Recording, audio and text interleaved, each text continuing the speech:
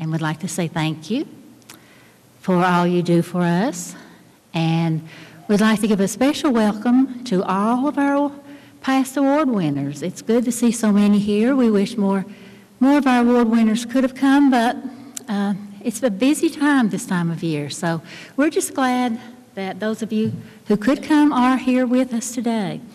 And in case some of you have not done this yet, right now we have, there's the red ticket is for the alcoholic beverages over there, and there's also the receptacles to put the little white tickets that's in the back of your name badges. And also, please, if you have a business card or just you want to write your name down and your email address maybe, put it over in the basket over there as well. So, all that being said, we would like to thank David Matlock for the use of this beautiful facility for now, I guess it's going on 20 years. And we're most appreciative of that. And so also I think I know of one person who's having a happy birthday today. Does anyone else have a birthday today? So does anyone want to join me in wishing Miss Pamela a happy birthday? Just stand up there. Let's all just sing to her. It's pretty fast. It's pretty quick. You want to say a speech first, Pam? Would you like to say a little speech first? Happy birthday to you. Happy birthday to you. Happy birthday, dear Pam. Happy birthday to you, and many more.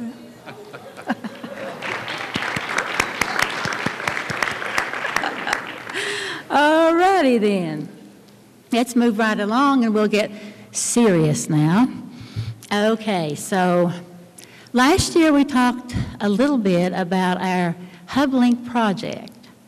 And now we'd like to go forward on that, and I'd like to introduce Mr. Mark Ashley, who is a Vice President in charge of operations for Wise Solutions, who is going to tell us now where we stand with that operation.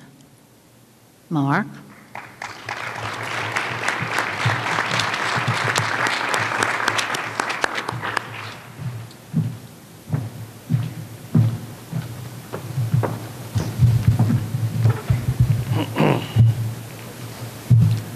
Esther, can I just wave when the slides? How do we move the slides?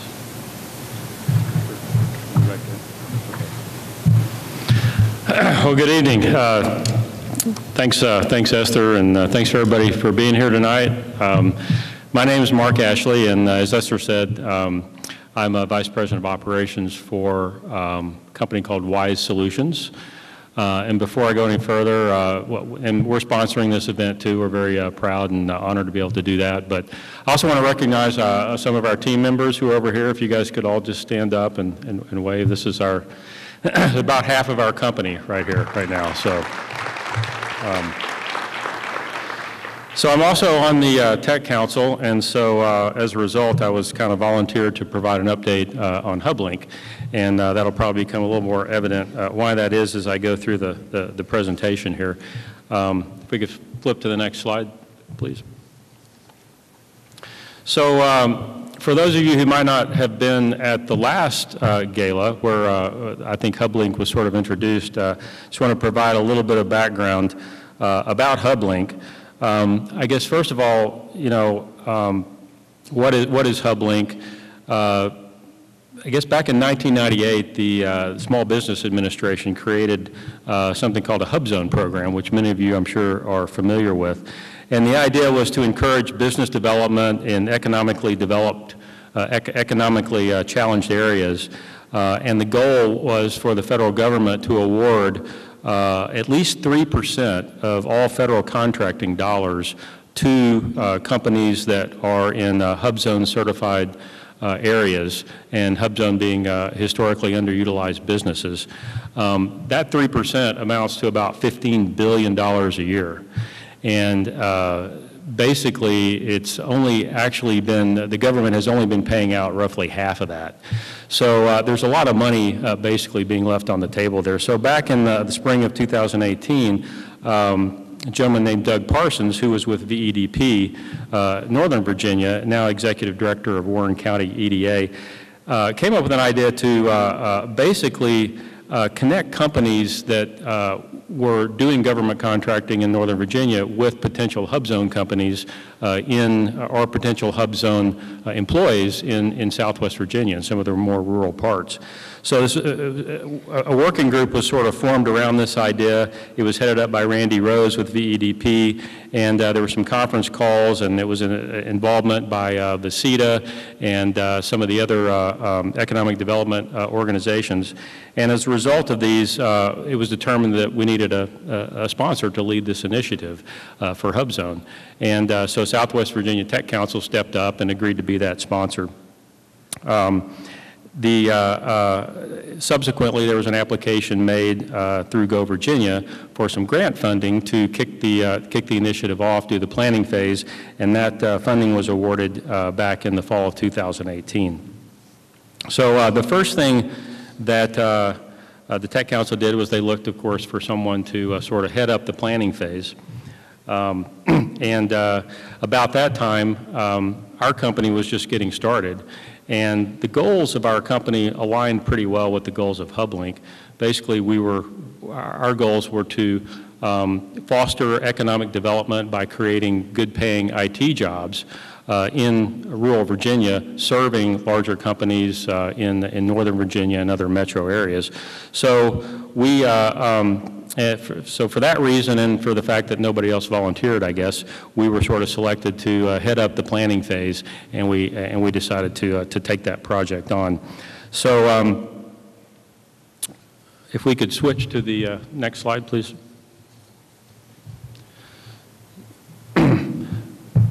So one of the first things we did is we put together, well, first thing we did is assign someone else. That's one thing I learned a long time ago, is the best thing to do is to delegate as quickly as possible. So we brought on Melinda Fairhurst, who's here with us tonight. She was the project coordinator. She started about the same time. We put together an advisory board, which was pretty well represented. We had members of UVA-WISE, the Technology Council, the Virginia Industrial Advancement Alliance with Doug Parsons, Vicki Ratliff with MECC. We had representatives from VEC, New People's Bank, a number of the businesses, United Way. So we wanted a really cross-functional team, a group of stakeholders that really represented broader interests to help us sort of define the sort of high-level goals for the program, what the portal would be about, and help us develop the requirements. We also put in place a technical review board to put together the tech requirements for the application, and that was staffed by one of our own folks, David Maloney, who's one of our senior technical architects, and Daniel Orr, who's a professor for cybersecurity at UVA-WISE. Go to the next slide. So the planning phase itself was conducted over a period of about 4 months. And we worked very closely with the advisory board. So we started off by holding some discovery meetings with some of the community colleges and the university staff, really to help drive out the requirements for the HubLink portal, and also to explore some potential platforms. We held the first advisory board meeting. We got some goals and objectives sort of fleshed out from that meeting. We had a number of one-on-one meetings with a number of different stakeholders across the area, and then we worked with the review board to create the expectations and requirements for the technical basis of the platform. As we got into the second and third months, we really continued to flesh it out, work up the requirements. We completed the detailed requirements document and presented them back to the advisory board in April, and then did a final technical review and actually put together the entire final result. So we've got a pretty extensive multi-page spreadsheet with all the different requirements for the HubLink portal, and the next phase would be to basically take those requirements and look for maybe, go through a potential RFP process and actually move it to the implementation phase. So that was the planning phase. If you go to the next slide, just real quickly, I'll go through this. So what we were able to derive here as far as what the HubLink would do, it's really three pieces. One is what we're calling a resource or program link. And the idea behind that is to provide a database, a source for potential employers, and these could be across the Commonwealth. They could be Northern Virginia companies, they could be local companies, to learn more about the programs across that are being offered, primarily by our training programs, our academic institutions, about what's available in the region. So it's more of a, what are the resources available in Southwest Virginia that we can tap into. The second piece was the actual HubZone link, which can help connect companies looking for HubZone employees, HubZone companies, maybe form partnerships, or just get more information about how to apply as a HubLink company, become a HubZone company, and begin to explore opportunities to leverage that program. And then the third piece is really bringing together the talent, the potential job seekers with the potential business opportunities. And this goes beyond just an Indeed or something like that, but it's really more focused on specific roles and opportunities that will benefit the Southwest Virginia region. So that's really where it comes together with the businesses connecting with the potential job seekers. So those were sort of the three primary elements of what we envisioned HubLink should really provide once it's fully implemented. Next. So again, on the resource link, this is where it's going to really take a lot of input, I think, from different colleges and universities, and we really want to further explore the academic programs, some of the training programs across the region. So there's going to have to be a lot of content provided and brought in once we actually begin the development phase. For the HubZone, it's really more an opportunity, a way to allow companies to connect with each other, and for folks that maybe live in a hub zone to self-identify and make themselves available, because there's opportunities potentially for remote work from home type arrangements. Next. The talent link would really be a place to put local job postings, highlight internship, apprentice programs, and mentorships and interns that are available, virtual job postings, really just a sort of a marketplace to bring resources, people looking for jobs that can connect with job opportunities. And then finally, we put together a fairly detailed set of platform and technical requirements. So that was kind of wrapped up the requirements phase of the HubLink project. Next. So the next step was to take this set of requirements. We actually came up with about 6 different potential platforms based on recommendations primarily that came from the advisory board.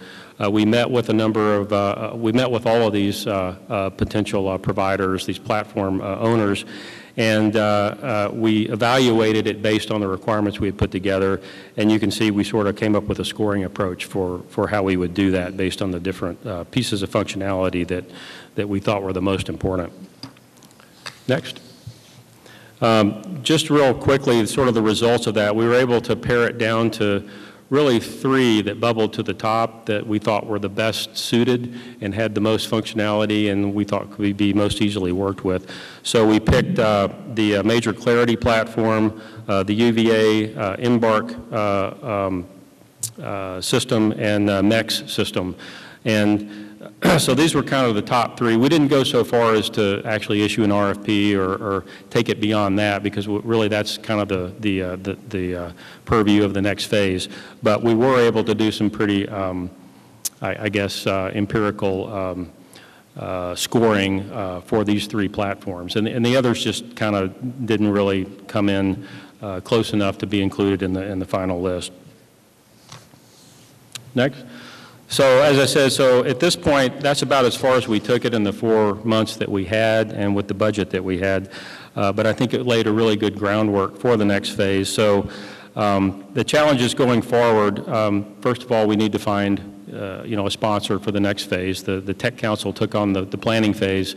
It's possible they could continue forward and take on the implementation phase. It may be more reasonable to think of a different approach for actually sponsoring the development of this. So that's something that has to be decided. Any additional funding, so the Go Virginia funds only covered planning. The expectation was that with these planning documents that we would move forward with an additional application for funding for the next phase. So that has to be developed. Contracting with another service provider, whether that's us or someone else, that would be one of the steps. And then assuming all those steps are in place and the funding's in place and the decision is to move forward, the next step would likely be some type of an RFP process. So that's just real quickly an update from the last session where we rolled out the concept. We've now got it through kind of what I would consider a fairly detailed requirements phase and a set of functionality to move forward and a set of steps. Overall, we're excited about the program. We still think it'll provide a tremendous resource for the region for connecting with other areas across the state and beyond, and we're looking forward to moving it to the next phase. Thank you very much.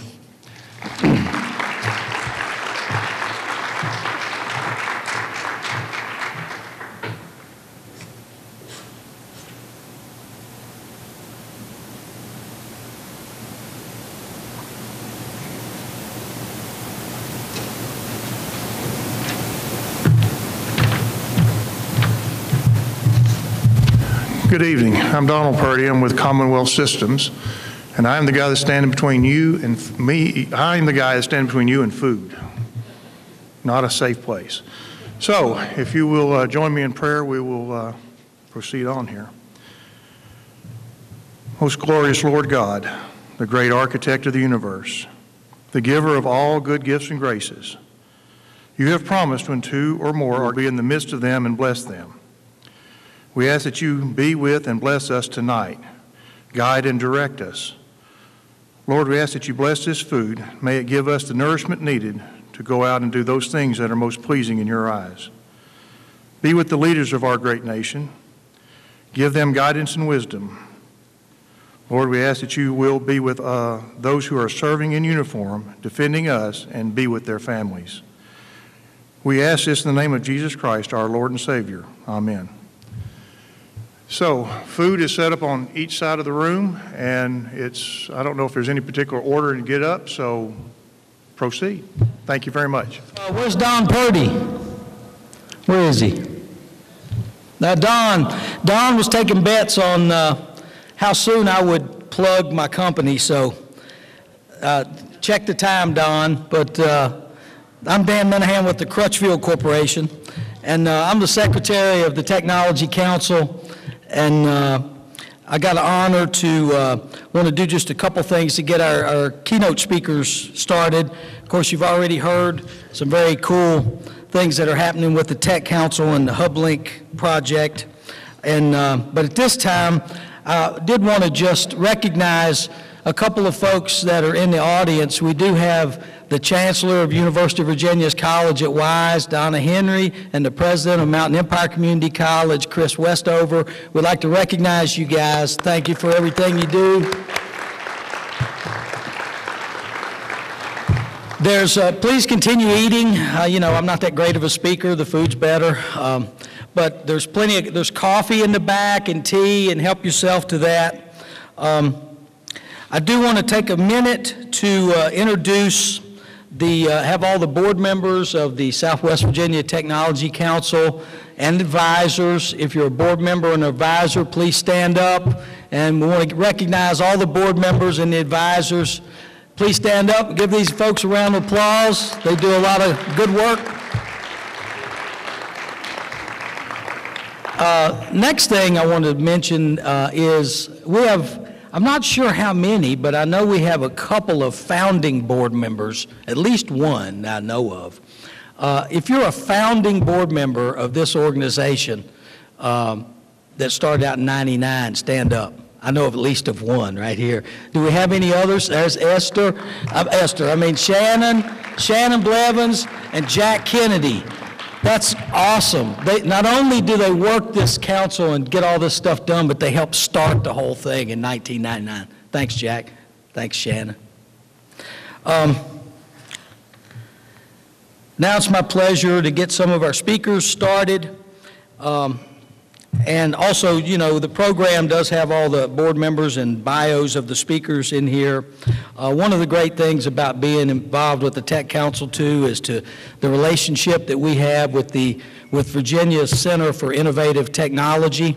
And in fact, we generally have a board member on our council from the CIT.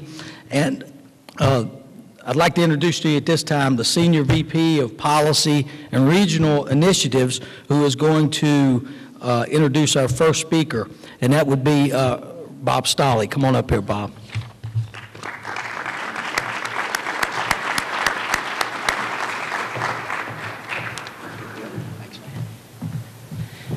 Thanks, Dan. I didn't know I'd be up this soon. I was actually just writing my comments that I was going to make at the table, so, you know, I'll have to wing it.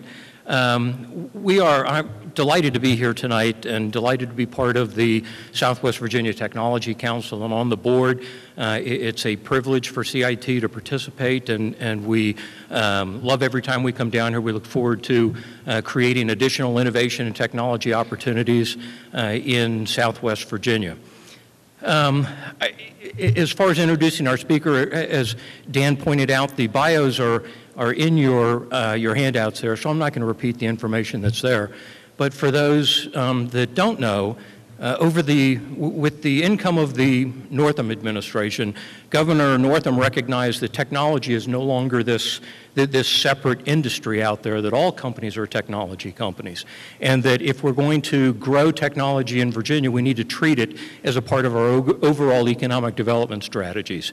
And he aligned the Secretary of Technology's organization with the Secretary of Commerce and Trade, the Economic Development Group, which we think was a tremendous move. That included moving CIT back to Commerce and Trade, where we had been many years before. When he did that, he created a new position in Commerce and Trade called the Deputy Secretary of Commerce and Trade for Technology. Robbie DeMaria is the first person to serve in that position. He's working closely. He is Governor Northam's technology person. He's the tip of the spear on all issues and initiatives associated with technology. We work very closely with him and other staff in Commerce and Trade, and we're doing just some absolutely tremendous and interesting things.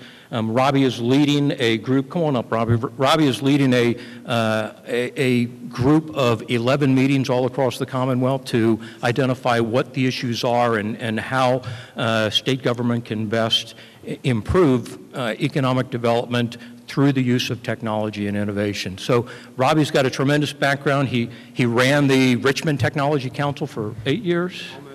Almost 8 years. He's a big friend of technology councils and an advocate for what all of us do, and also has a great background when it comes to public policy and working with the General Assembly. So I will welcome Robbie DeMaria. Thank you for being here tonight, and thank you for your comment. Thanks, Thank you, Bob, and good evening. It's such a pleasure to be back here. As Bob mentioned, I used to be the president of the Richmond Technology Council, and so it's so nice. I'm coming up on my one-year anniversary of being in the administration, but it's so nice to be back in front of the technology community, and it's so nice to be down here in Southwest Virginia, here in Abington. Beautiful weather, too, by the way, so we're really enjoying our time down here. I'm going to be sort of brief. I don't want to take up too much of your time tonight. We're here to celebrate and honor those that are doing doing really awesome things in technology in Southwest Virginia, and so I don't want to take up too much of their time. I'm just going to cover 3 quick things. When Esther invited us to come down, she really asked us to kind of talk about what the Amazon effect would have for other parts of the state, specifically here in Southwest. And one of the things that I was so proud of the VEDP team and Stephen Murray was their really innovative and interesting approach to how they were going to make an offer to Amazon. While other states were offering billions of dollars in direct cash to that business, Stephen and the team took a much more innovative approach to it, providing some post-performance funds. So once Amazon creates jobs that are in the range of $150,000, they'll make some investments back to that business. But really the majority of our commitment as a state was in higher education, and $1.1 billion potentially going towards expanding our computer science degrees by 25 to 35,000 in addition to what we're currently doing. And what's really awesome about that is that it's not just happening in North Virginia.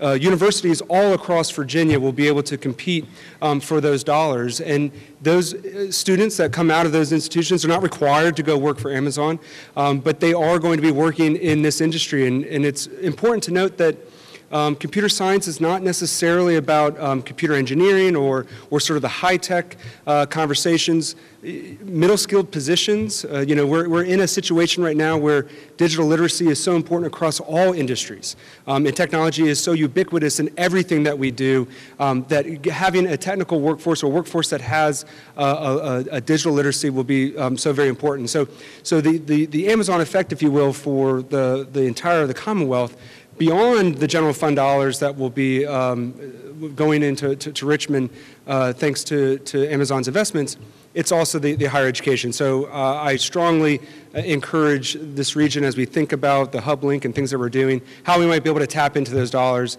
And I'm looking forward to coming back down here to work with you all as we go through that. You're not going to do this blindly. The second thing is that, as Bob mentioned, we are going around the state. I had a wonderful pleasure this afternoon of spending a lot of time with Mayor Craig in Abington and some economic developers from the region, talking about technology and the workforce, talking about how the state is going, what role the state will play in the innovation economy. And we're going to be doing that throughout the remainder of this summer and into next fall. And so I'll be back again in July. I've talked to Jack Kennedy about using their space there in WISE. And so we'll be here to kind of look for you all to kind of help me guide the state in that direction. I want to work with you to figure that out. So that's the second thing. And the third is, and I guess it's a little selfish, a little self-serving because I used to run a tech council. We have 9 regional tech councils across the state of Virginia, and they're very dear to me. And the Southwest Technology Council is only here because of all of you, and it's great that you're here. Make sure that if you aren't a member of the tech council, if you haven't participated in their programming, that you do. Find Esther, find one of the board members, get involved, get engaged, and encourage your young folks to do the same. These tech councils across the state are a really important part to our economic development, and we are just so thrilled to be here and to see all the great things that are happening. So with that, congratulations to all the previous winners of the awards, and congratulations to all the honorees this evening, and thank you for having me.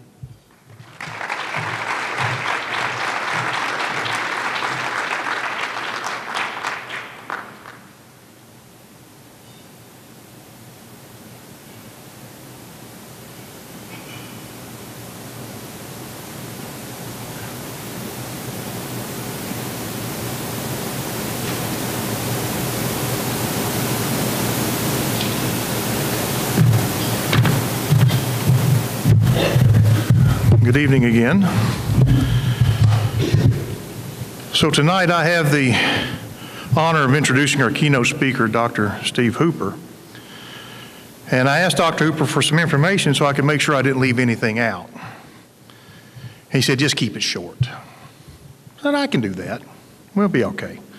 So I did my due diligence, gathered some information, and I've managed to whittle it down to 25 pages. So just bear with me.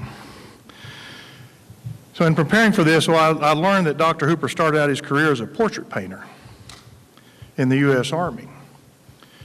And in his office in Wise, there is a portrait that he's working on, pardon me, of a gentleman that he's painting right now. And I understand that this gentleman was killed, and he's doing this for the family, which is a tremendous gesture to do.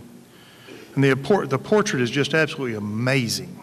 If you see it, the image just leaps off the canvas at you. It really does. It's an amazing picture. When I was sitting in his office the other day, I was mesmerized by it. It was just something else.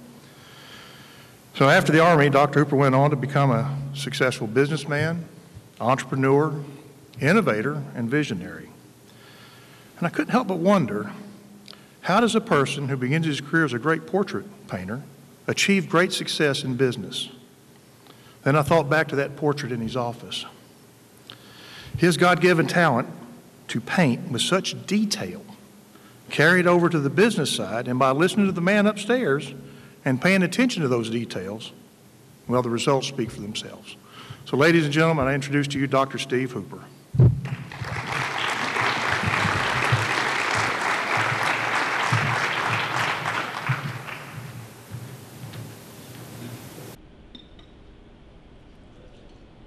Thank you. Is that for an intro? I asked for this because of this. Well, we're thrilled to be here. And last year we came, Jack and Jeanette invited us to come and attend, and we just have been amazed at technology in Southwest Virginia. I've been all over the world, 67 countries, been in a lot of places, and been in a lot of places that have suffered economic hardship. This is the only place that I've ever been that people really get it. I mean, you have to change things, guys.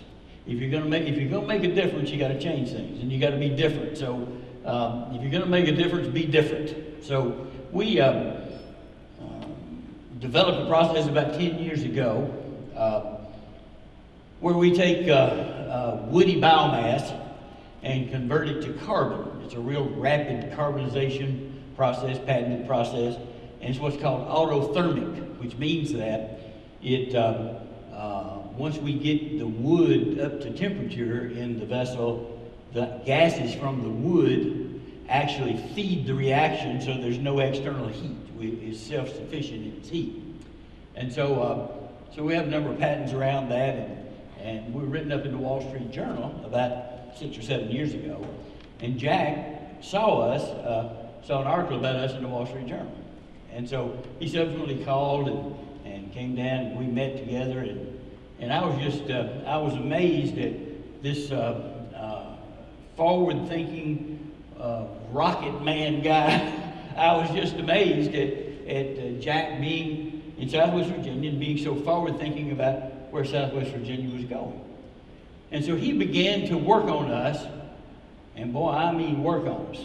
The next meeting was with, he brought down some others, among which was Carl Snodgrass. And they began to work on us about moving to Wise.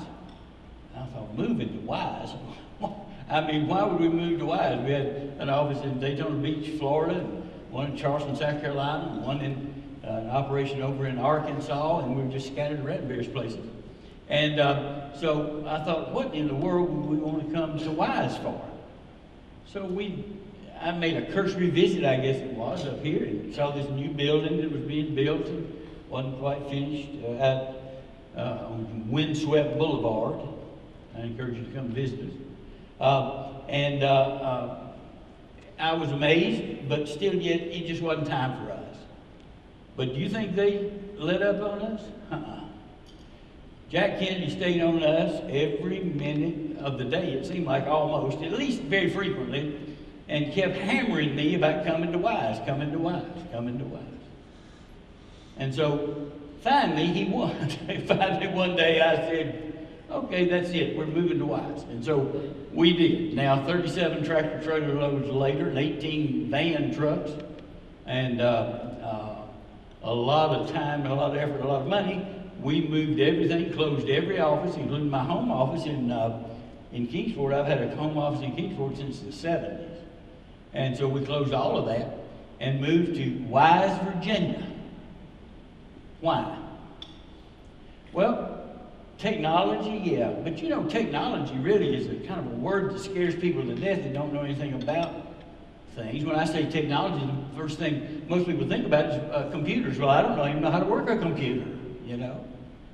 But technology is anything that you do, that any tool that you use that improves what you do. That's what technology is. It doesn't have to be high-tech or computerized or anything like that. It can just be things you do with your hands, things you work with. I spent a lot of years in the coal business, and I watched people with very little education that were so bright and so gifted and so able to do things and so able to figure things out and engineer without an engineering degree. Imagine that. And I watched them how they changed the landscape of what we were doing. And you know, I fell in love with those people because that's the people that are in this room, and their heritage at least is in this room. And because that's my kind of folk. I want people that are able to do things and able to sit back and figure it out. We are in a very high-tech field. We find ourselves in one. We started off making a product that was a pollutant mitigator. It looked just like coal, weighed the same thing as coal. It crushed like coal, pulverized like coal, had the friability of coal, had the same BTUs as coal. We could adjust the BTUs up and down and do all kinds of things with it.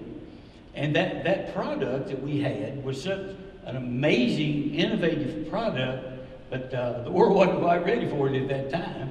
But nonetheless, it seemed so technical, and it was in a way, but it was really about us being practical from what we'd learned in the coal business, because it was about learning about coking coal and all those kind of things that brought us to that place.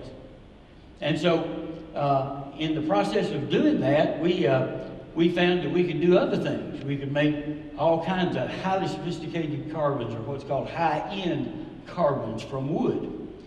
We can also do it from coal, just like wood. The only difference is we still have the pollutants to deal with, so at some point we'll introduce coal into the system, but for now we do it with wood. And so we've been researching and looking at things that we could do with our wood carbon, and places that we could go and things that we could invent that would make us different than anybody else that was out there. We have a large plant we spent a lot of money on in Arkansas, $45 million plant in Arkansas, where we make sophisticated wood carbons from biomass that nobody has ever done before. We've got the world's only biomass-based carbon black plant there in Arkansas. Those are all things that people said we couldn't do. One of the things I love about folks like us, you and us, is that we're indomitable. If you tell me I'm not going to be able to do it, I'm going to just find a way to do it. And so we came with that spirit to Virginia. Finally, when we acquiesced to coming, we were glad to do it. The building was perfect for us. It was just an amazing setup for us. But we came with all of our other carbon business in place, and we came here to do one thing, to develop graphene. Now, most people don't know a thing in the world about graphene, and I've got to admit sometimes I'm not sure I know anything about it, because graphene is a very complex material. Many say that graphene is the plastics of the next 100 years, and probably is, and more so. Graphene does so many things, it's hard to imagine the things that graphene does do. Graphene is a superconductor. It conducts electricity like nothing else. In fact, it's about 1 million times faster than copper. You can imagine that. It's the things that graphene does. It conducts heat. It's the lightest material known to man, and the strongest material known to man. It's 200 times or more stronger than steel, yet it is absolutely light, almost as light as air, if you can believe it. And it's a material that is so universally usable in so many things that it's really astounding when you look at what you can use graphene for. You can use it as an additive in tires. We make carbon black, and so we're mixing graphene into the tread of tires to make tires to grip better and last 40% longer. And all kinds of things like that, and that's happening right here under your nose, right here in Wise, Virginia. And you see, the thing I love about this is a base carbon. Graphene is one carbon atom thick, hooked together in what's called a hexagonal lattice, which makes it look like chicken wire. And it's got a carbon atom at every juncture. And that makes it flexible, yet strong. It's harder than a diamond, yet will stretch 4 times its own length and always return to its original shape. It's a substance that is so over the top in conductivity that you can't even imagine how fast it is. 1,000 times faster than silicon. Somebody suggested that we make Wise graphene dye. It's hard to do on top of this mountain. We'll have to maybe call it Graphene Mountain or something. But graphene has got so many uses. We are concentrating on what you might call base graphene, which is powdered and flake graphene that is used in composites, like they make it now for golf clubs, tennis rackets, things of that nature. In fact, Jack has on a pair of graphene shoes. The soles of his shoes have got graphene in them, 0.25% graphene. Makes them last twice as long, makes them 90% more grip force to concrete than standard shoes. And so graphene's starting to come into the marketplace. Now what we're doing is we're not trying to invent graphene, because in fact you can't invent graphene. Graphene was invented by God. It is a base carbon, and it's already invented. We're just discovering what you can do with it. And so what we're doing here in this area, right, at the Graphene Research Center, is we're partnering together with companies that need graphene. They may not know they need graphene, and just in case you see things popping up behind me, I don't do PowerPoint, so it's just like pictures, okay? If I do PowerPoint, I wind up reading every word. It's boring enough. Let me stop right here and tell you what this is. We make an ultra capacitor. We invented that some years ago. There is an electric capacitor that has got carbon plates in it rather than metal plates.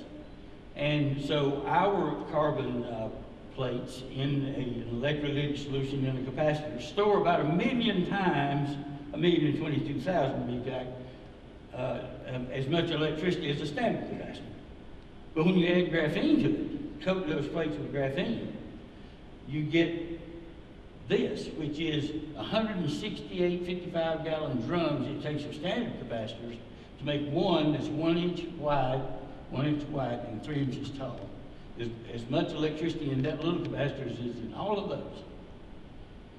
In fact, we are now officially a NASA licensed company. NASA licensed us to do a certain technology that they have for electricity storage. That's a great big accomplishment for a little company that is here now. We're here. We're not in Kingsport, Tennessee anymore, or Daytona Beach, or anywhere else. We are here. But this is a Wise County company, and we think it's monstrous that we've been granted that. Jack's relationship with NASA, it wouldn't have happened without that, but still, we wouldn't have gotten it unless we had something to show them. So nonetheless, so we got that, and then we're now developing the use of these supercapacitors. We're now developing that and how we're going to manufacture those. we think that maybe, as outlandish as it sounds, we are thinking about maybe doing making such things as these capacitors right here in Wise, right here in this area, and doing it in a hands-on way, not with robots, but with people. Many years ago, I was in China. In fact, I left China and come to Taiwan, and I was with the Minister of Labor of Taiwan. And I asked him, I said, what's the unemployment rate in Taiwan? He said, we have no unemployment rate. I said, well, how do you do that? He said, in America, you go buy a $100,000 street sweeper. In Taiwan, we give 100 people broom. We need the dignity of work, not the lack of dignity of being on the dole. Sorry. So we've come to create jobs, and we're doing it maybe in a different way. It's not exactly where we're hiring them within our company. We're developing companies and inviting companies. We've got one that is coming to join together with us to develop graphene for glass. They are the largest glass company in Europe, and they're coming here. Their name is Prisma. You're welcome to look them up, based in Greece. And they're coming here to work together with us to develop glass coatings. We've got a whiskey company from over in Kentucky that's coming over here. Somebody asked me a while ago if I wanted to drink, and I told them, I said, no, I developed an allergy to alcohol.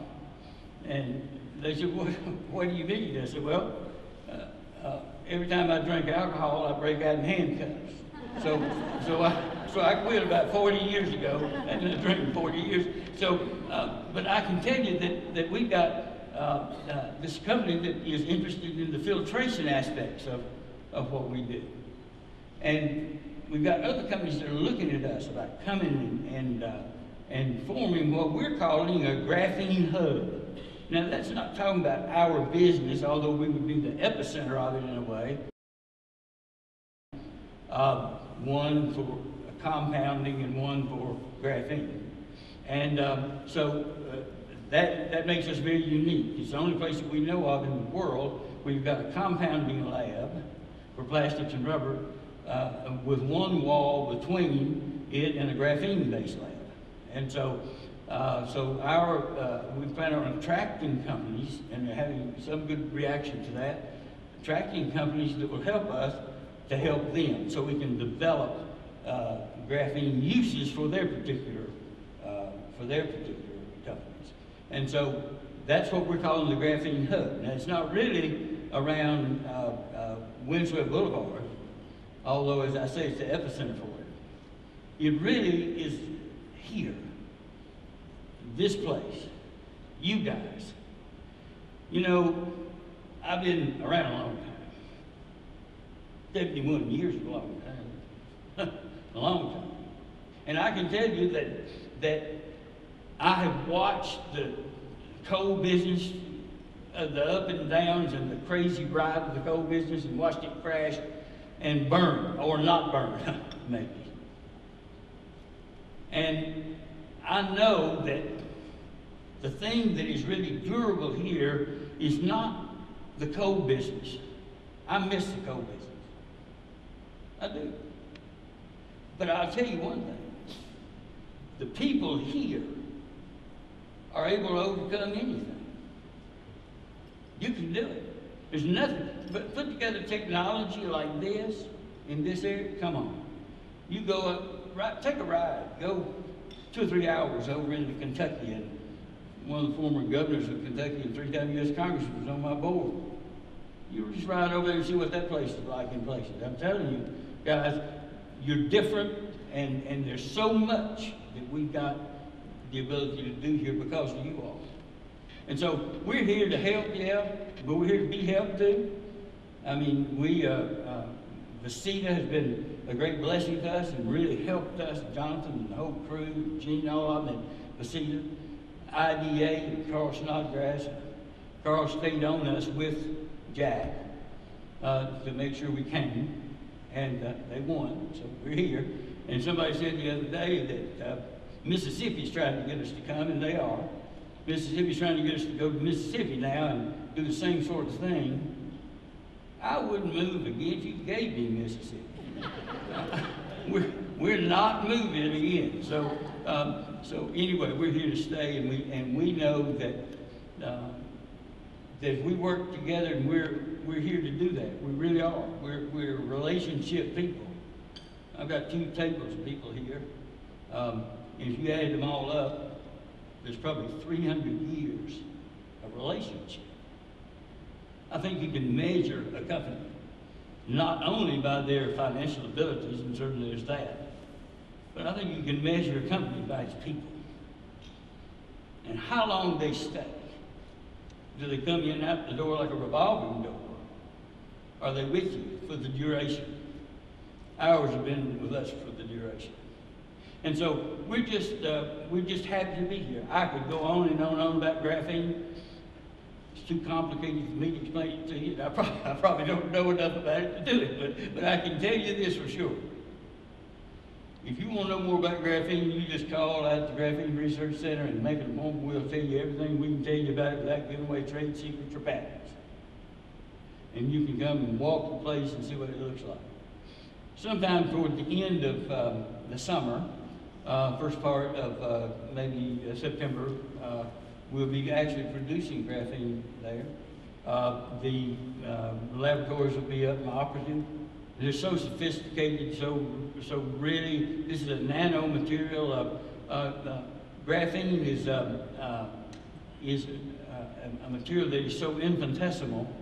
It is a 2-dimensional material. It has no thickness. It's hard, I can't get that in my head right now exactly, but it has no thickness. There is no published thickness for graphene because it's so thin. It's 1 million sheets to make a millimeter. This is a really unusual substance. If you take graphene and stack it up so that it's as thick as a piece of saran wrap, you'll see a picture maybe here that shows an elephant standing on a pencil, and that point of that pencil on graphene and not puncturing graphene that is 1 thickness of saran wrap thick. That's how strong it is. And so we're making that right here and developing the thing that's going to go all over the world. We believe that we really are on to something. I'm going to close by telling you this. If you read about graphene, I trust some of you have, you'll find that graphene is sought after all over the world. How to make it. How to make it, not just to make it. People know how to make it. But can you make it economically? Can you do it in a way that is cost effective? Graphene is going for, depending on where you are and what you're doing with it, $450, $500 a pound and more, $4,500 a pound in places. So how do you ever make a golf club out of something that costs that much money? Well, obviously somebody has to come up with a way that is cost effective, a way that makes graphene affordable, because there's no doubt of the uses of it, no doubt of its ability. The only doubt is, can I get it cheap enough to make it work for me? And that's what we come into the picture doing. Our process that we use to make carbon black and all other things is called environmentization. That base process has got a way to byproduct graphene from what we already do, which makes the cost of graphene be way, way low. So that's what we come to WISE to do. And what we're so excited about here is having a place where people can come and actually have the hope of using graphene in what they do. It's our honor to be here. I can talk longer than you want to listen. But we are so honored to be in this place, so honored to be here. There's this old adage that says that don't go where you're tolerated, go where you're appreciated. We feel appreciated here. We were tolerated in all the other places we were in, but we do feel appreciated in this place. People are interested, and we're glad. And it's not just because we come with jobs. I mean, I think it's because maybe they actually like us. Well, at least we feel that way. But I can tell you one thing that's for sure. We're going to go beyond the place of just being appreciated. We plan on going to the place of being celebrated. And that means you have to be there with us. Because you can't celebrate yourself much. We want to take this thing to a place where it is a celebrated industry located right here. Years ago, there was a little startup company that came down in these hills looking for a home. And it was rejected. You all know the story better than I won't call the name of the community, but it was rejected. And they said, oh, well, you know, that's just not for us, and, you know, we're cold people, and this and that. So George Eastman went to Kingsport. It was here first. Of course, you know where it is now. But I'm telling you, this is kind of like that. I'm not saying, I mean, I don't plan on raising up an Eastman. But I can tell you one thing that's for sure. We've got a great opportunity together, and that's the way we want to do it. We're here to do it together, to bless your businesses. We've got Norris built. It was Ron Norris, Ron and his wife here. We partnered with them to do our machine work and all those kind of things. So we're employing people in that way rather than employing them in our place, because we don't have the technological ability that he's got to do. You all have already got it, and there's businesses like that all over. So we're interested in you, and we're thankful to be here, and we ask you that you really come out and see us. We'd love to see you. Come out and see what we're doing, and I think you'll be amazed. Now I'm going to do something nobody else does. I'm going to give you just one or two questions. Anybody got a question?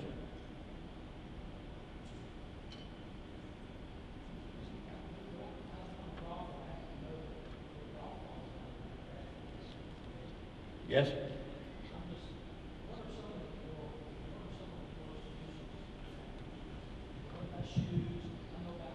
I tried to get him to dance to prove the shoes, but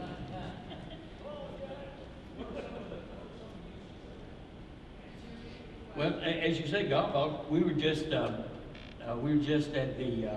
I'm on the board of directors of the National Graphene Association, and so we were just in Washington D.C. meeting with some of your folks, Senator Warner and one thing and another, and there was Callaway. They were at our meeting. Callaway has taken the wound core out of golf ball. I don't know a lot about golf except how to really play it. I can talk to you about it, brother. Believe me, my score does not indicate. But nonetheless, so it is, what happens with graphene is, graphene compacts and always returns exactly to where it was before. Every time. You do it 10 million times, it'll compress and come right back where it was.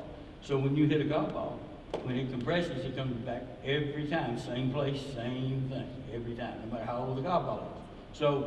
So they're saying it's about 20 yards to 30 yards on a drive. To me, that would be great because that'd be double. So, but it's certainly innovative. And of course, shoes, tires are going to be huge for graphene.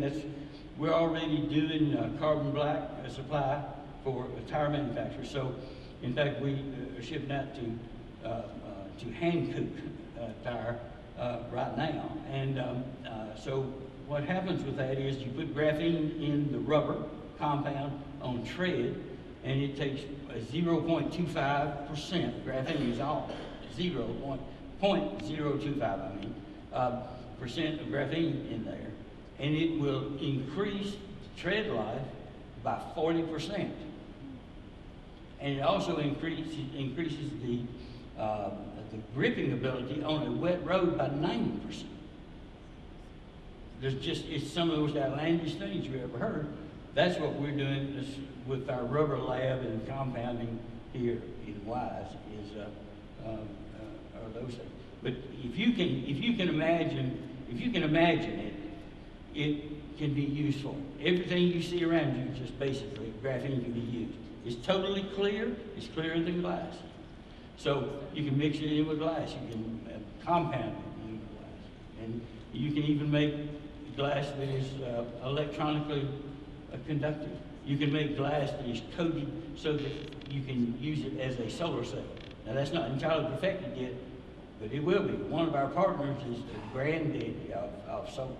And so we're convinced that it's going to be used for a lot of that and lots of other things. So clothes, you can have clothes that read you and tell you your respiration, your heart rate, your blood pressure, right. Tell your wife where you are, right now, woman. And there's all kinds of things that you can do with it. So it's really it's such a large field that it just sounds like Alice in Wonderland. In fact, when Jack and I started talking about it, it might be 6 or 7 years ago, and graphene was only discovered in 2004 by some guys playing around. I love that, just playing around with Scotch tape and a graphite block. And they put the Scotch tape on a graphite block and pulled it off, and then repeated that until they got most of the graphite off of it. And what remained was a layer of single carbon allotrope that is called graphene. They won the Nobel Prize. So we can take that technology that they just stumbled upon. I always laugh and say, well, that's how all of ours have been developed. We stumbled upon it, but we were doggone attentive when we did stumble. Yes, ma'am. I was wondering, there's so many obvious benefits about this. Is the military developing, doing research, or if not, why isn't the military working on graphene? I couldn't hear all of that, but somebody help me. What? The military, are they doing research on graphene? Yes, a lot. In fact, we're in contact with DOD and several others. In fact, China has already taken graphene and put it on the underbelly of helicopters to make it bulletproof. Graphene is compared to Kevlar, makes Kevlar look like wet paper. So it's astounding.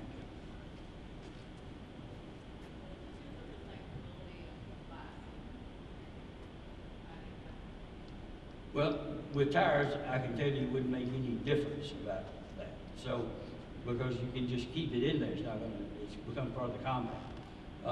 As to glass, I'm not really sure. If I don't know the answer, I'll tell you, and I don't really know that. But I can find out pretty quickly. If you'd like me to, I'll be happy to. But there's, I'm sure that it can be recycled, but I just don't know anything about that exactly. Yes, sir.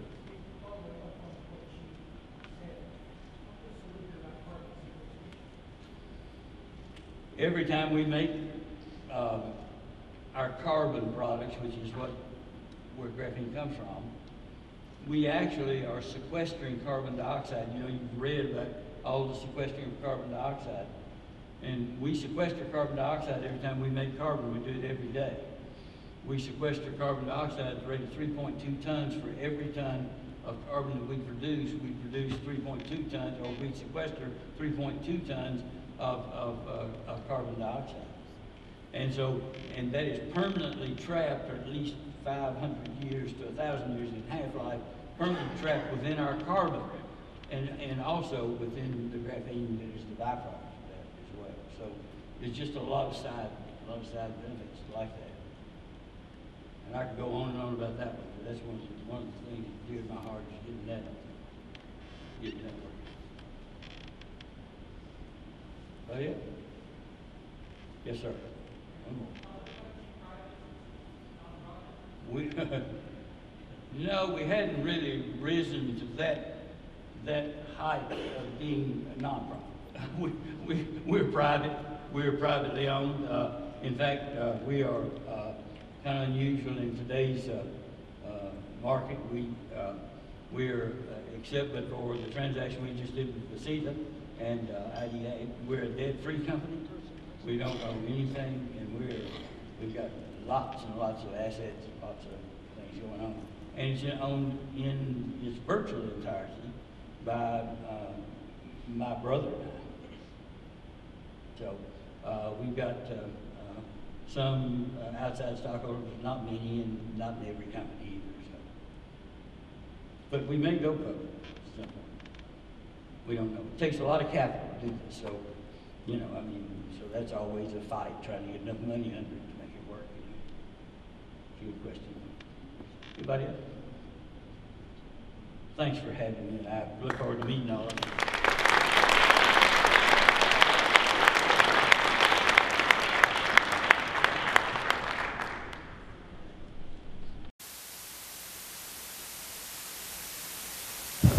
Test. Okay, I'm back.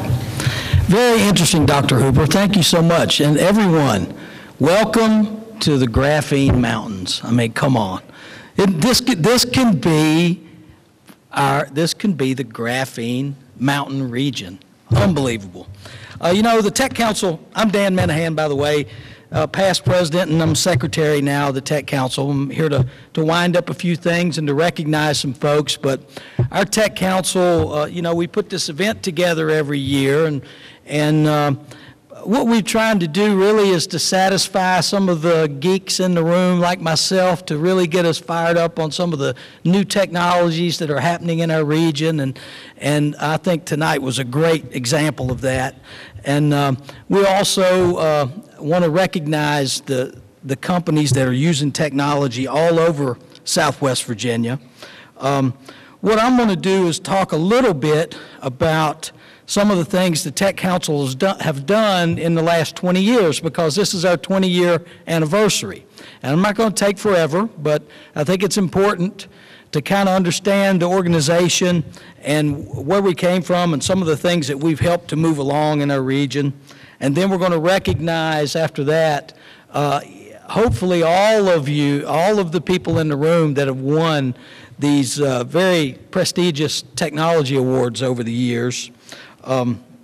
So that's what we'll do, and then we'll close. We got a couple door prizes. We do have a gift for both of our speakers, Robbie and Dr. Hooper. And if you all, I've got a book up here for you. Come on up here and I'll bring it to you.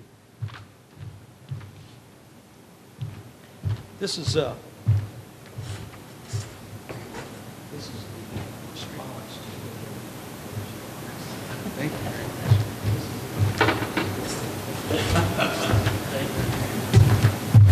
We're presenting both of our speakers the book Appalachian Reckoning, which is the response to Hillbilly Elegy, which is an excellent book that talks about the ingenuity and the hard work and the intelligence of people in our region. So anyway,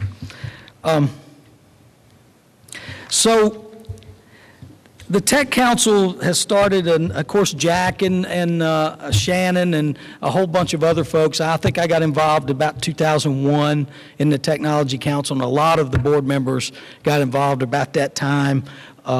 But it's played a role in a lot of important initiatives over the years. I mean, even with the location of CGI and Northrop Grumman up in Lebanon, which was a major transformative thing for our region in terms of technology in the day, the Tech Council was on the ground meeting with these companies and meeting with the state from the very inception of that business. And people don't really realize that. Now, we didn't do it ourselves, just like we don't do anything ourselves. But we try to initiate things that we think are going to be important for the region long term. Here's another example. This was from 2009, and I'll take you back to the end. Gosh, that's 10 years ago. And one of the things that was really hot then was to get electronic medical records going all across the country. And we actually put together and sponsored a medical technology summit. And at that time, the Secretary of Technology was Anish Chopra, who that was one of his major goals. And of course, he became very involved in the Tech Council, helped us to sort of lift off this electronic records thing in our region. And I don't know if you know, but Dr. Chopra went on to be the first Secretary of Technology for the United States of America after a few years after that. Well, actually, Yeah, no, that's right, a few years after that. Also, another interesting thing, and we're talking about, this was from 2010, but we actually had one a couple of years before that, but we actually had the very first energy technology summits that were ever presented in the state of Virginia, right here we actually did them over at Wise, at the college, University of Virginia's College at Wise, and we brought experts in with everything from electric cars to geothermal energy to solar energy, to satellite solar energy, to you name it. And it was really interesting, and we continue to do that. Also, and be interested in all things technology with energy, but one of the things that we played a leadership or initiative role in was from 14 was we put together the region's blueprint for advanced manufacturing technology and new jobs for the region. And that, as of course, since that time, there now is a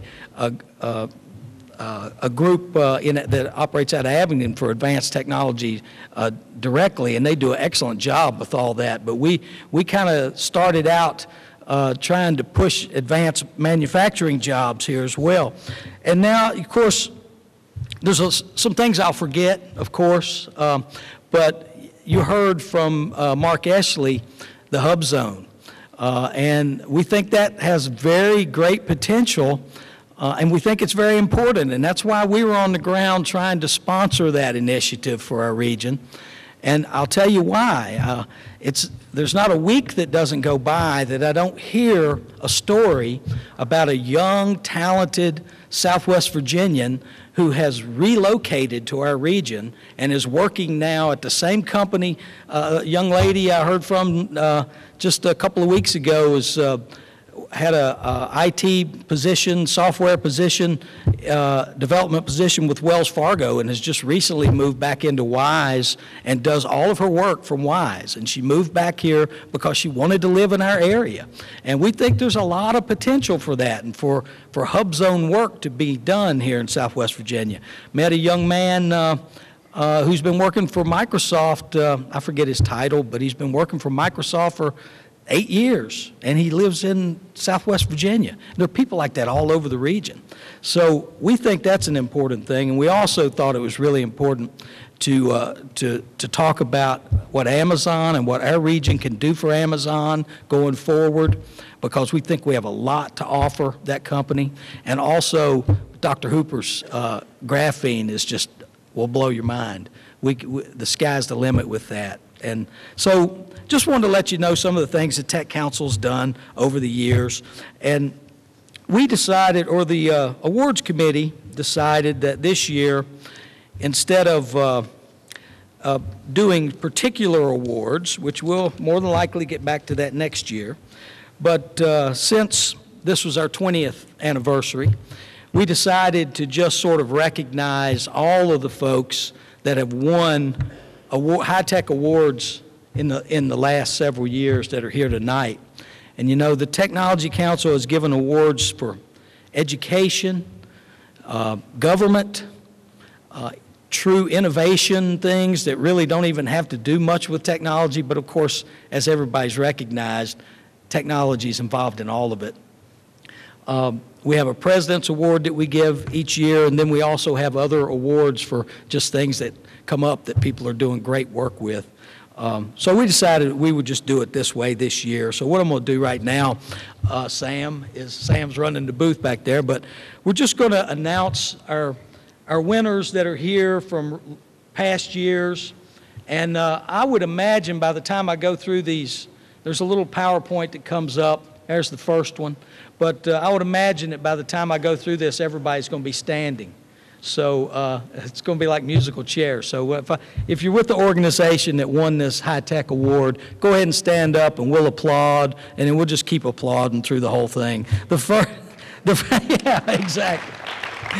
The first winner we want to talk to, very important, is Virginia Coalfield Economic Development Authority, and that was in 2009, and maybe another year since then. Please stand up. I saw Jonathan over here. There you go.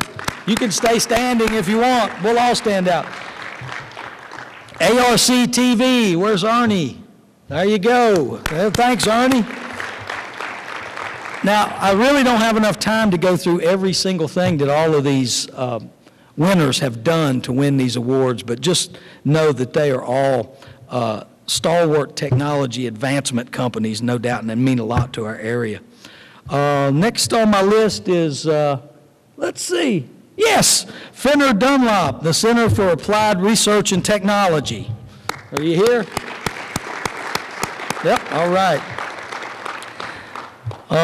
The Small Business Development Center, Mountain Empire Community College, and Tim Blankenbeckler. Okay, I'm still on track. If I start saying something that's the wrong slide, somebody let me know, will you? Commonwealth Systems, and Don Purdy, who went into digitizing government records many years ago, 2010. Mountain Empire Community College. That college, stand up please, Kristen, that college has won several of these awards, from drone technology to solar panels to run some of their labs to you name it. Congratulations. I know I left some stuff out. Russell, Lee, Scott, Washington County, and the city of Bristol all together won an award several years ago for government. If you're in there, stand up. Then we get into 2012 area. Oh, you got Crutchfield. They're going to say about Crutchfield. We won the award back then, I think. Oh, did I miss somebody? There you go. There's Crutchfield. Hey, way to go, Dan. I do just want to mention that there would be more Crutchfield folks here, but they're all in downtown Norton right now, and they have about 75 automobiles, and we have what we call Cranking at Crutchfield, and they're giving away awards to cars that sound like rocket ships and things like that. So they're all having fun in Norton today. And we get into 2013, Tedanto Mantis. Are they here? Give them a round of applause. Yeah, they're the crane company. Mountain Empire Community College proper. Oh, you have to stand again. There you go. So, we got Vicki to stand that time. Southwest Virginia Community College. In the back here. Congratulations. I know one of the things they won an award for was the Microsoft Academy that they started out not too long ago. Okay, into 2014, the Virginia Coalfield Coalition. Are you here?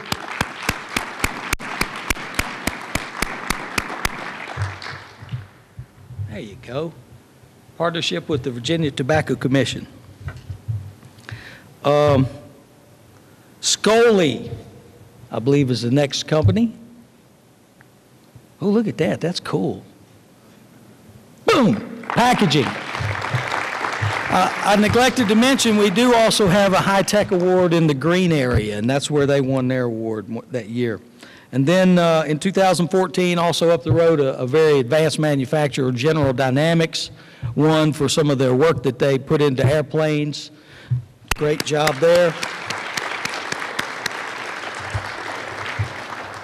And Shannon Blevins that year in the Appalachian Prosperity Project won a high-tech award. Congrats. I'm getting there, guys. I'm getting there. The UVA-Wise Natural Science Department in 2015.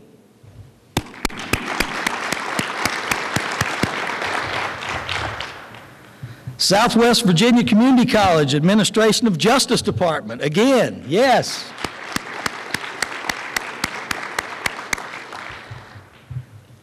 In 2016, was that the year, or may have been the year before, but we actually had the first delivery drone that I think is still in, or was at least for a while, up in D.C. on show. And Flirty was a company that Jack helped to get in here to do some drone work and to fly medical supplies from the fairgrounds over and deliver them. The first time in the country it had ever been done. Congratulations to Flirty and Jack. Was that 15? What year was the first flight, Jack? July 17th, 2015, July 17th. Bingo. D-Day, Drone Day. That's right. Also in 2016, a new company that started out, and you heard about them earlier, Norris Built Fabrication. I saw, there they are. Miss Norris, congrats. The Laboratory Optical Service.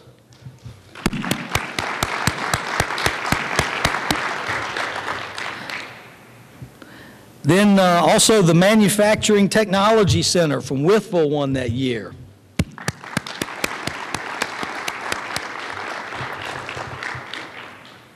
New People's Bank won that year, I think, for opening up a new contact center, I believe. Is that what it was that year, Frank, or do you remember? Or was it the tellers, the interactive tellers that year? Congratulations.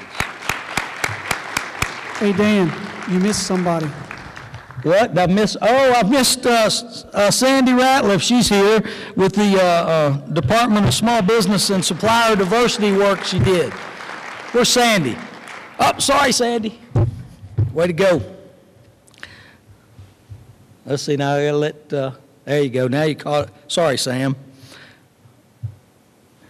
There's New People's Bank should be coming. There you go. There's one of the tellers.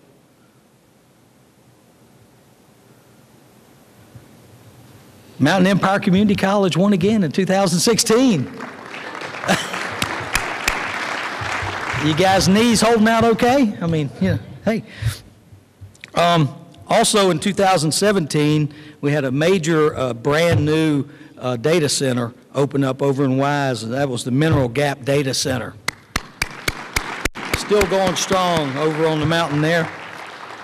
And heard Dr. Hooper talk about we're bringing it to Wise and how he thinks that's going to be very successful, and I think he's right. I mean, the next winner here helped to bring Intuit, and actually the CEO of Intuit, one of the top 10 CEOs in the world, and brought them in over here, Sykes Enterprises. Congratulations. And then in 2018, there's a group of award winners too, and I saw Brad earlier, but he's got a drone photography, Brad Deal. Then the Appalachian Voices group, I believe, or the solar group for Southwest Virginia last year. Southwest Virginia Community College is on this list again, okay.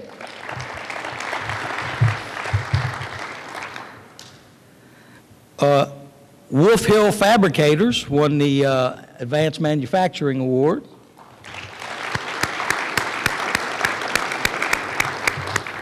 Oh, we're getting Wise County Public Schools and the ThinSat program. That's a great program. Hey, what's happening? If you haven't heard, I'm sure you've heard a lot about that, but you should talk to these young folks over there if you get a chance here before you get out here this evening. But they're currently monitoring data from satellite that's orbiting all over the world right now. I guess is the data collection still going on? Not currently. So what you did? Yeah. Oh, okay. But that was great program. Also last year, for a lot of their work in workforce development, the United Way of Southwest Virginia was recognized. Ooh. And also our home, away from home here, Southwest Virginia Higher Education Center. Congratulations. Where's Jeff? Sam, is that my list? All right. Just let's give all of these fine folks, and if I miss somebody, stand up and tell me who you are. It's possible. It's been 20 years, you know. But congratulations to all of you all. Let me find my notes here real quick. I want to invite the president of the Southwest Virginia Technology Council, Jeff Webb, up to the stage, please. There he is.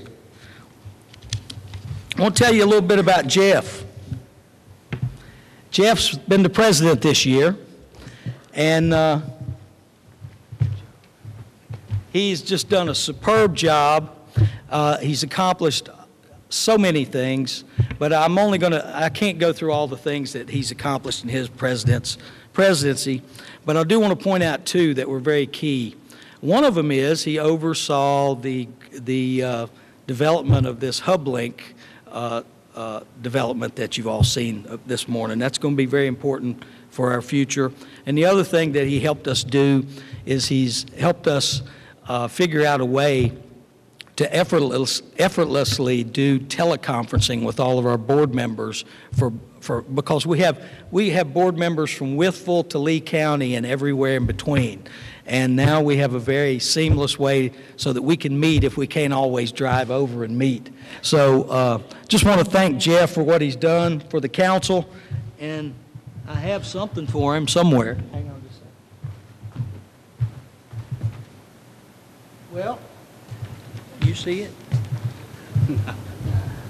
Where is it? Under the table? Oh, okay. Well, we were trying to decide if we were going to give this to Jeff or not, I guess. Anyway. It's a nice clock and plaque to commemorate his year of service. Thank you, Jeff.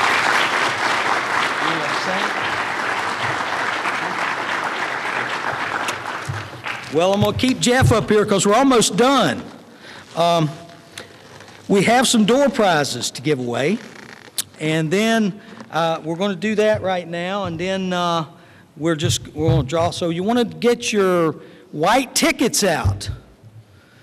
Has everybody put their white tickets into a basket yet? We still got time. We'll let you do it. We'll draw a few door prizes, and then we'll close. Just want to thank everybody that helped put this thing together. White tickets, right over here. All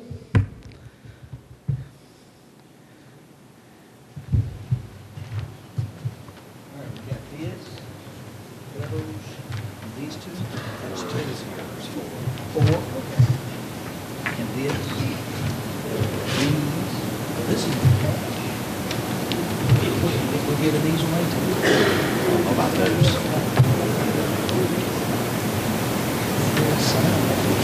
I'd say that's. We'll get this show on the road in a second. Hey, you might have time to drive to Norton and see all the car shows.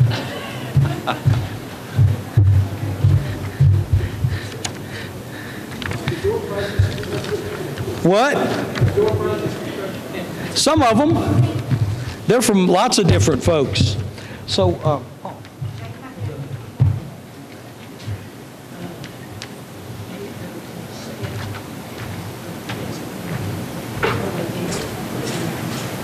Okay, cool. So how about we do that first? Would that be okay? Mary, you want to present the books?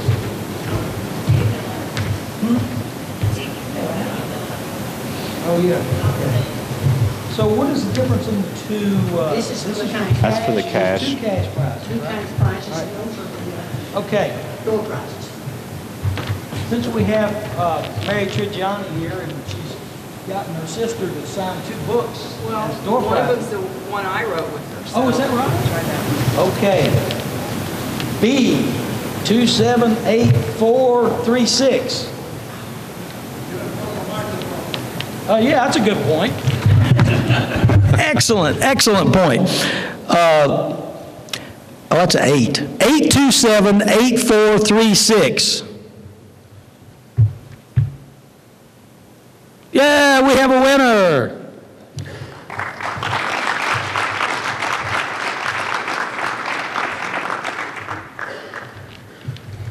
There you go, Nicholas. They're signed by the by the authors. Okay. All right, next, just to keep it interesting, we asked that people put their business cards in at the table. We have 2 cash prizes. There you go, Jeff. Pick one out. Who's that? Melinda Fairhurst. Bingo. This was donated by Bowell Financial Services. Congrats. All right, one more with the business cards.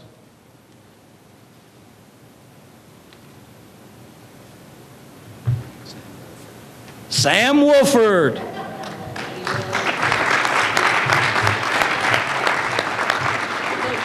Sam owes you money? Yeah. All right. Okay, we have a few more door prizes. The next one we'll do is a $50 gift card from Crutchfield.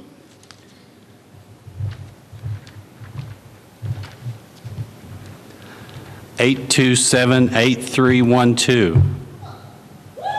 Bingo.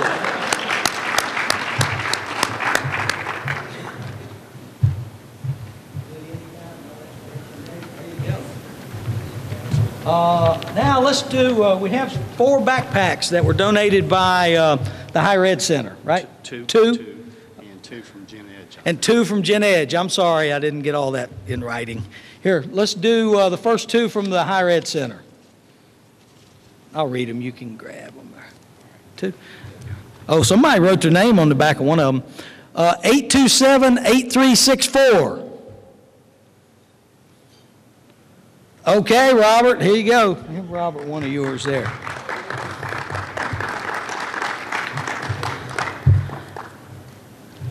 This is pretty easy because the person really wanted to win. They put their name, their phone number, and everything on the back, but I can't read it. Nikki Raleigh. Nikki Raleigh. I think she's left already. Oh, there she is. All right, come on up here and get your prize.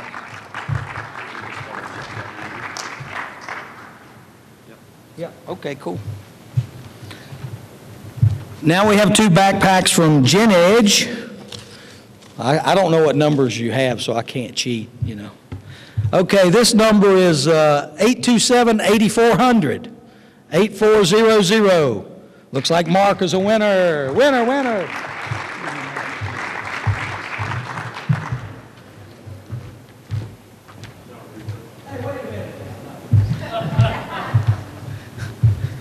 Yeah, if anybody, no, that wouldn't work anyway. Okay, one more backpack from Gen Edge. That's 827-8358. All right. Counselor Henry.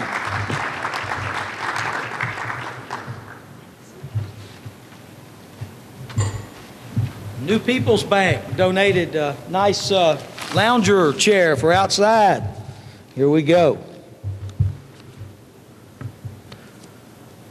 827-8381. Why do I feel like an auctioneer? I don't know. 827-8381. Bingo. All right. That boy, Randy.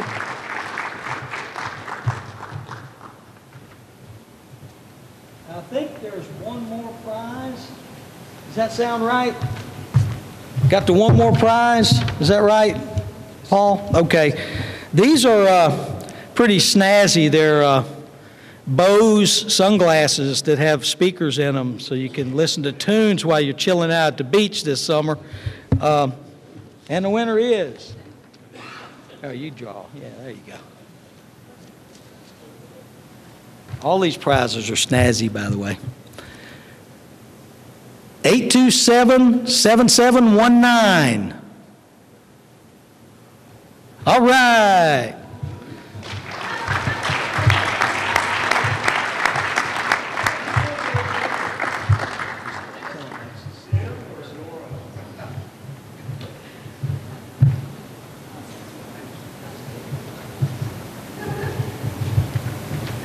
Yep.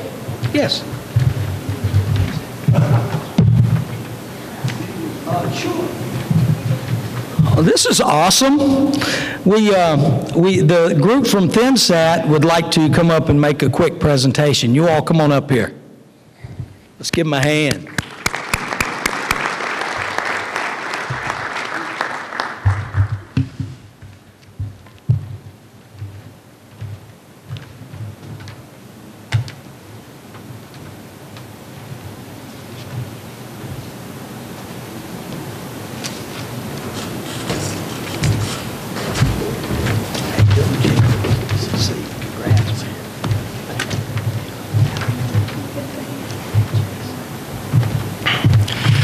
Good afternoon. My name is Jeffrey Hunsaker. I'm with the ThinSat program out of Eastside High School. And we wanted to come up here for a minute just to recognize a really awesome guy, the guy who's made pretty much everything we've done possible. We want to recognize Mr. Jack Kennedy. We have something for him. Come up here, show off your moon shoes, your graphene shoes.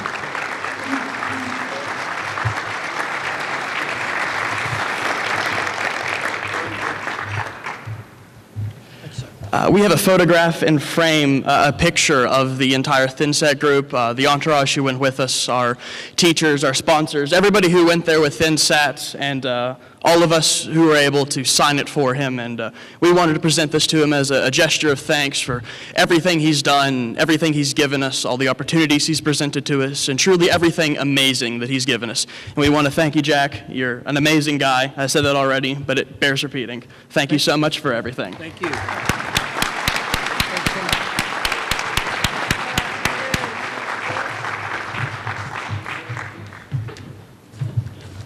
Well, that was quite a surprise. Congratulations, Jack.